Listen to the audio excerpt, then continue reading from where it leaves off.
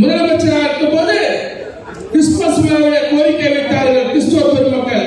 உடனடியாக மானியத்தை 10,000 ரூபாயை உயர்த்தி கொடுத்து கிறிஸ்துவர்களுக்கு 500 பேர் செல்வதை 750 பேராக உயர்த்தி கொடுத்தவர் முன்னாள் முதலமைச்சர் எங்களுடைய பொதுச் செயலாளர் அண்ணன் எடப்பாடி அவர்கள்.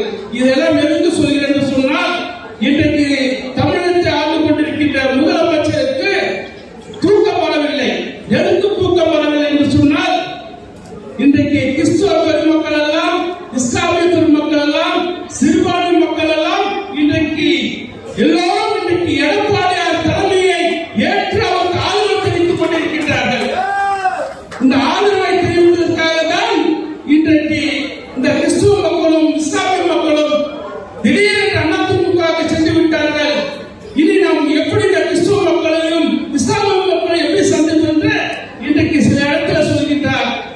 என்றும் பிஜேபிக்கு இவர்கள் வீட்டியமாக இருப்பார்கள் என்று இன்னைக்கு ஒரு பொய்யான பிரச்சாரத்தை முதலமைச்சர் மகன் அமைச்சர் உதயநிதியும் சொல்லிக் கொண்டிருக்கின்றார். எங்கள் பொதுச் செயலாளர் சிறப்பாக சொன்னார், பேட்டி கொடுத்தார். மதுரை விமான நிலையத்தில் பேட்டி கொடுத்தார், சேலம் விமான நிலையத்தில் பேட்டி கொடுத்தார், சென்னை விமான நிலையத்தில் பேட்டி கொடுத்தார். 2024 நடைபெறுகின்ற நாடாளுமன்றமும் சரி, 2026